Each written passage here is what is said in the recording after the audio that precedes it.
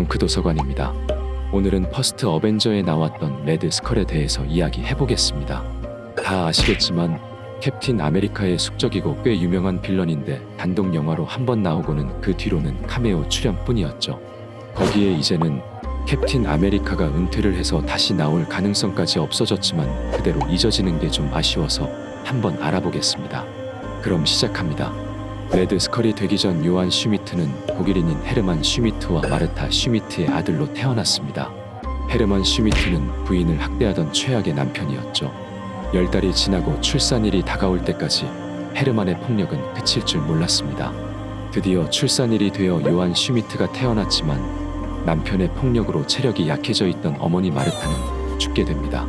부인을 잃은 헤르만은 자신의 잘못을 자식에게 전가하여 막 태어난 요한을 물에 빠뜨려 죽이려 하죠. 하지만 다행히 의사에 의해 요한은 구조되고 정신이 돌아온 헤르만은 다음 날 집에서 자살합니다. 태어나자마자 부모를 모두 잃은 요한은 어쩔 수 없이 고아원에서 자라게 되죠. 그러나 고아원의 생활은 고달팠고 결국 요한은 고아원에서 탈출하여 길거리에서 살아가게 됩니다. 어린 요한이 길거리에서 할 수 있는 일이라곤 절도와 폭력 같은 범죄뿐이었죠. 수도 없이 많은 범죄를 저지른 요한은 여러 번 체포되어 감옥 신세도 지게 됩니다. 그러다 유대인이 운영하는 가게에서 일을 하게 되었는데 그 가게 주인의 딸 에스더가 요한에게 친절하게 대해주죠. 누군가 자신에게 친절하게 대하는 것을 처음 겪어본 요한은 에스더에 집착을 하게 됩니다. 그리고 자신의 여자친구로 만들려고 하지만 요한이 부담되었던 에스더는 거절하죠. 거절당한 요한은 수치심을 참지 못하고 우발적으로 에스더를 죽이게 됩니다. 수많은 범죄를 저질렀지만 살인은 처음이기에 요한은 당황하고 달아납니다. 하지만 그의 마음속에는 오히려 살인에 대한 희열을 느끼고 있었죠. 몇 년 후 나치가 독일을 장악하고 전쟁 준비를 하고 있을 때 요한은 지방의 한 호텔에서 일을 하고 있었습니다. 나치의 프로파간다에 빠진 요한은 자신의 인생 목표를 권력으로 정하게 되죠. 그리고 자신을 이끌어줄 스승을 찾게 됩니다. 그러던 중 아돌프 히틀러가 요한이 일하는 호텔에 숙박을 하게 되고 요한은 워낙 유명했던 그를 한번 만나보고 싶어 하죠. 기회는 바로 찾아옵니다. 룸서비스를 위해 히틀러가 묵고 있던 방으로 가던 중에 방 안에서 스파이를 놓친 게슈타포 총감을 질책하는 히틀러의 분노로 찬 목소리를 듣게 되죠. 그의 목소리에서 운명적인 끌림을 느낀 요한은 히틀러가 자신의 스승이 되어야 된다고 생각하게 됩니다. 그리고 방 안으로 들어가는데 마침 히틀러는 요한을 가리키면서 게슈타포 총감에게 벨보이가 너보다 일을 잘하게 가르칠 수 있다고 하죠. 요한은 히틀러의 가르침을 받고 싶다고 용기내어 이야기했고 그런 요한을 본 히틀러는 자신의 오른팔이자 완벽한 나치를 만들겠다고 다짐하게 됩니다. 히틀러가 요한을 자신의 기지로 데려갔을 때 그의 부하들은 요한에게 평범한 친위대 군복을 입히고 훈련시키려 했죠. 하지만 히틀러는 자신이 개인적으로 훈련을 시키기로 마음먹고 붉은 해골 가면을 요한에게 주고 그를 레드 스컬이라고 부르기로 합니다. 오직 히틀러 한 명에게만 충성하는 레드 스컬은 이렇게 탄생하게 되죠. 히틀러가 만들어 놓은 훈련을 마친 후 히틀러의 다양한 명령을 성공적으로 수행한 레드 스컬은 점차 유명해졌고 이 정보는 결국 미국에까지 알려지게 됩니다.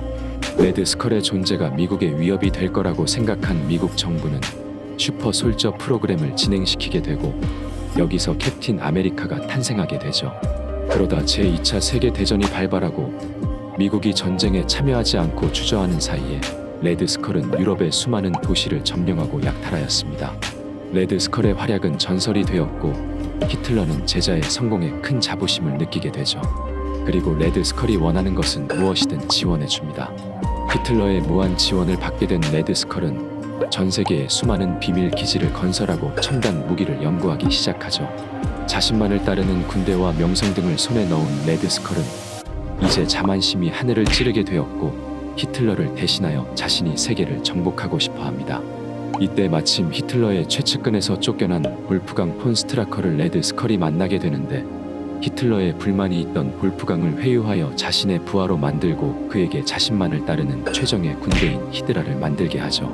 그리고 히틀러의 약점을 잡을 생각으로 레드 스컬은 히틀러 몰래 그의 최측근들을 납치하여 정보를 캐내고 살해합니다. 레드 스컬의 반역은 결국 히틀러의 귀에 들어가게 되었으나 이때는 이미 레드 스컬이 모든 것을 장악하고 더 이상 건들 수 없는 단계가 되었기에 히틀러는 아무것도 할 수가 없었죠. 오히려 이제는 자신의 제자를 두려워하게 됩니다. 제2차 세계대전이 계속되었고 드디어 미국이 참전하면서 캡틴 아메리카와 레드 스컬의 싸움이 시작되죠. 둘은 여러 번 만나 싸우게 되지만 결국 승리하는 것은 캡틴 아메리카와 그의 친구 버기였습니다. 레드 스컬은 이들을 죽이기 전까지는 자신의 계획을 실행할 수 없다고 생각하게 되죠. 그러던 중 독일의 패망이 눈앞에 보이게 되었고 레드 스컬은 어떻게든 전쟁이 끝나기 전에 둘을 제거하기로 마음먹습니다. 그리고 제모 남작에게 명령하여 연합군의 비행기를 훔쳐오게 하고 이 비행기로 캡틴 아메리카를 죽일 계획을 세우죠. 하지만 당시 캡틴 아메리카는 레드 스컬이 있는 베를린에 낙하하여 레드 스컬을 제거하는 임무를 수행하는 중이었습니다. 예상치 못한 기습을 당했지만 최종 보스답게 당황하지 않고 캡틴 아메리카를 상대했죠. 둘은 치열하게 싸웠고 결국 캡틴 아메리카가 수류탄을 레드 스컬에게 던지게 됩니다. 수류탄이 바로 앞에서 터졌지만 방탄복을 입은 레드 스컬은 죽지 않았죠. 하지만 캡틴 아메리카는 레드 스컬이 죽었다고 생각하고 시신을 확인하려던 그때 연합군의 베를린 공습이 시작되었고 폭탄이 둘 사이에 떨어져 폭발하게 됩니다. 레드 스컬이 수류탄에 폭탄까지 맞았다고 생각한 캡틴 아메리카는 그가 확실하게 죽었다고 생각하죠. 그리고 제모 남작의 임무를 알게 되고 바로 영국으로 귀환하게 됩니다. 그러나 레드 스컬은 폭탄도 운 좋게 피했고 상처 입은 몸으로 자신의 벙커에 들어가는데 성공하여 치료 장치에 들어가 자신의 상처가 완치될 때까지 동면에 들어가게 되죠. 이때 캡틴 아메리카도 제모 남작을 막다가 빙하 밑에 빠지게 되어 동면에 들어가게 됩니다. 그 후 오랜 시간이 흐른 뒤에 둘은 다시 깨어나게 되죠. 오늘은 캡틴 아메리카의 숙적 레드 스컬의 탄생 이야기에 대해서 알아봤습니다. 영화에서 보여준 것보다 많은 이야기가 숨겨져 있었네요. 그럼 다음 영상으로 돌아오겠습니다. 시청해 주셔서 감사합니다.